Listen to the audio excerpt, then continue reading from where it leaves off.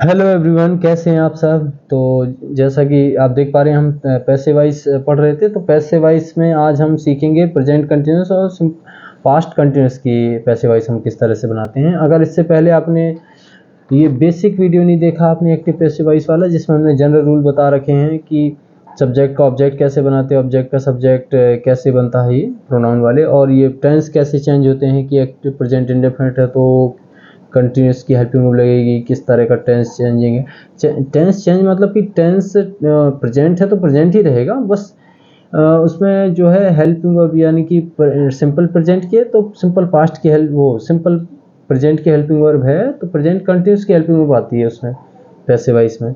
Tense तो present का present ही रहेगा, पास्ट है तो पास्ट ही रहेगा, फ्यूचर है तो फ्यूचर ही रहेगा। बस जो है इंडेफिनिट है तो कंटिन्यूस की हेल्पिंग वर्ब लग जाएगी, कंटिन्यूस है तो कंटिन्यूस और वाज वेयर बीइंग। और जनरल रूल मैन वर्ब के हमेशा थर्ड फॉर्म लगाते हैं और ऑब्जेक्ट को सब्जेक्ट, सब्जेक्ट को ऑब्जेक्ट बना देते हैं। तो ये आप पहले ज़रूर देखिएगा, जब आप ये देखेंगे तो इनको आप बेहतर तरीके से रिलेट कर पाएंगे और बेहतर से बेहतर तरीके से सीख भी पाएंगे। तो जैसे कि हमने ये पैसे वाइज बना रखे हैं, कुछ लिख भी रखे हैं, इनके एग्जाम्पल भी बहुत सारे, तो इनको आप समझिएगा और रिलेट करिएगा बेहतर तरीके से। तो जैसा कि पहला है the carpenter was making a table, तो देख सकते हैं कि हम टेंस से ही पहचानते हैं कि कैसा हमारा कौन सा टेंस है। तो वाज यानी कि हेल्पिंग वाज मैन वर्ब की फर्स्ट फॉर्म यानी कि पास्ट कंटिन्यूअस। तो इसको हम किस में बनाएंगे, यानी कि वाज वेयर, इसका रूल क्या है कंटिन्यूस का, तो कंटिन्यूस में ही रहते हैं, जा रहे हैं वाज वेयर ही रहता है, क्या लग जाता है और बीइंग और लग जाता है बस उसमें। ठीक है, तो बस यही है। बाकी मैन वर्ब की हमेशा थर्ड फॉर्म आनी है, उसमें तो कुछ है हमें वो करना नहीं। जैसा पहला सेंटेंस है carpenter was making a table, तो एक टेबल ये हमारा ऑब्जेक्ट हो गया, क्या बना रहा था ये टेबल। क्या ये किसको का प्रश्न करने से हमें ऑब्जेक्ट मिल जाता है सेंटेंस में, कभी भी ना मिले तो आप क्या ये किसको का प्रश्न कीजिए, किससे, क्रिया से, वर्ब से, तो हमें ऑब्जेक्ट मिल जाएगा और होम। ठीक है, तो ए टेबल हमारा ऑब्जेक्ट हो गया, तो ए टेबल। इसके बाद हेल्पिंग वर्ब एक टेबल के हिसाब से सिंगुलर है तो वाज ही आएगी, और फिर क्या लगाएंगे हम, बीइंग, वाज बीइंग। उसके बाद मैन वर्ब की third form made by the carpenter, man verb की थर्ड फॉर्म, फिर उसके बाद सब्जेक्ट को हमने ऑब्जेक्ट बना दिया और बाई से जोड़ेंगे। जैसे कि अगला है was he praising me, was he praising me यानी कि क्या वह मेरी प्रशंसा कर रहा था, तो किसकी, मेरी, ये हमारा ऑब्जेक्ट हो गया। आई के हिसाब से हमारा हेल्पिंग वर्ब क्या होगी, वाज ही रहेगी। ठीक है, क्योंकि सिंगुलर माना जाता। तो वाज इंट्रोगेटिव, तो इंट्रोगेटिव में ही बनाएंगे, तो वाज पहले लिखेंगे, फिर उसके बाद आई, वाज आई। इसके बाद क्योंकि मी का सब्जेक्ट हम क्या बनाएंगे, आई, जो हमने बेसिक में बताया है, तो आप उसमें देखेंगे। तो वाज आई और फिर उसके बाद बीइंग, बीइंग हमारा सब्जेक्ट के बाद लगेगा, एक साथ नहीं आएगा। जब भी हेल्पिंग वर्ब दो पार्ट में डिवाइड हो जाती है तो हमेशा नॉट के बाद ये तो ठीक है, सब्जेक्ट के बाद हेल्पिंग वर्ब का पहला पार्ट सब्जेक्ट के पहले आ गया। जैसे शुरुआत वाले क्या वाले यस और नो टाइप वाले होते हैं, तो शुरुआत में वाज वेयर हेल्पिंग वर्ब होगी और दूसरा पार्ट सब्जेक्ट के बाद आएगा, जैसे इसमें वाज आई बीइंग, फिर उसके बाद मैन वर्ब की third form praised by him. अच्छा, ये तो आपने देख ली, इनको हम पहले से बताते हैं आपको, ये बने हुए हैं तो इनको आप ज़्यादा रिलेट कर पाएंगे, पहले इनसे बताते हैं। जैसे कि ये है what are you doing, what are you doing, तो व्हाट वाले सेंटेंस हमने पिछले वीडियो में भी बताए हैं कि व्हाट वाले सेंटेंस हम किस तरह से, व्हाट हमारा ऑब्जेक्ट ही होता है उस सेंटेंस में, तो व्हाट हमारा ऑब्जेक्ट हो गया, और चूंकि ऑब्जेक्ट को सब्जेक्ट बनाया तो यही हमारा सब्जेक्ट बन गया व्हाट। उसके बाद चूंकि यही इंट्रोगेटिव वर्ड ही हमारा सब्जेक्ट है और इंट्रोगेटिव वर्ड भी इंट्रोगेटिव ही है मतलब, तो व्हाट हमारा हो गया। फिर उसके बाद हेल्पिंग वर्ब व्हाट के हिसाब से एज आएगी क्योंकि सिंगुलर सब्जेक्ट माना जाता है, व्हाट इज। फिर उसके बाद हेल्पिंग वर्ब क्या लगानी है हमारे, इज हेल्पिंग वर्ब हो गई, और दूसरा पार्ट क्या है, बीइंग, व्हाट इज बीइंग। इसके बाद मैन वर्ब की थर्ड फॉर्म डन, फिर उसके बाद बाय और यू हमारा जुड़ जाएगा, ये सब्जेक्ट था, what is being done by you.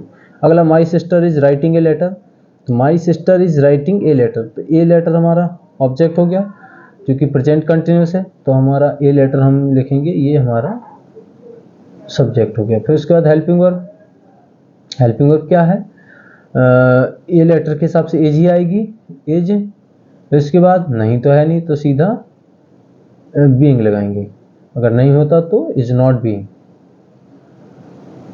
ठीक है, तो ए लेटर इज बीइंग, इसके बाद मैन वर्ब की थर्ड फॉर्म, मैन वर्ब की थर्ड फॉर्म रिटन, इसके बाद बाई माई सिस्टर हमारा ऑब्जेक्ट बन जाएगा, माई सिस्टर।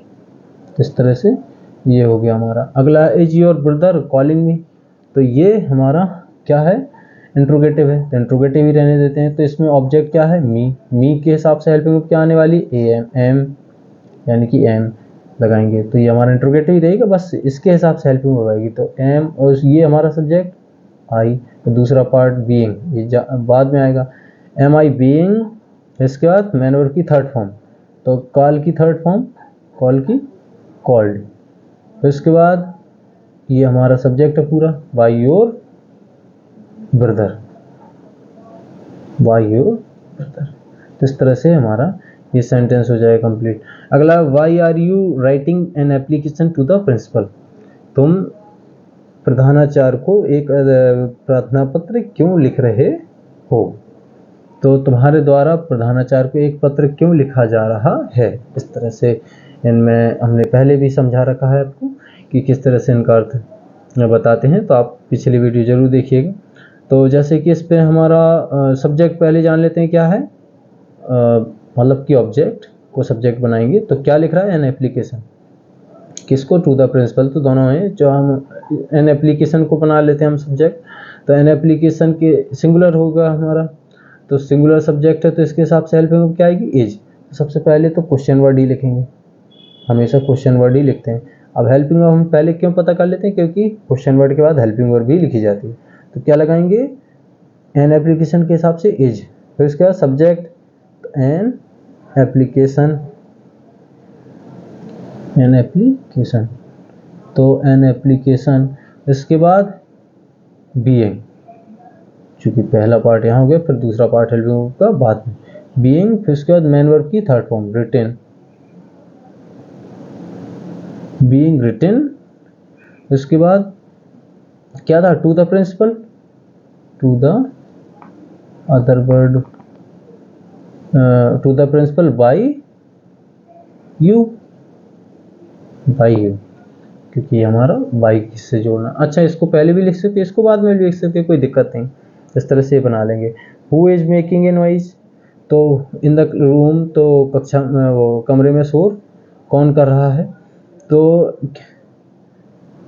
एक शोर क्या मचा रहा है, कौन कर रहा है, तो ये क्या एक शोर क्या मचा रहा है, शोर। तो ये हमारा ऑब्जेक्ट हो गया हमारा। तो इसको तो हु वाले सेंटेंसों में हमारा हुई सब्जेक्ट होता है, तो इसको हम बाई से जोड़ेंगे, तो इसका ऑब्जेक्ट क्या हो जाएगा, हुम, तो बाई हुम। फिर उसके बाद ए नॉइज, सिंगुलर है सब्जेक्ट, तो इसके हिसाब से क्या आनी चाहिए, एज।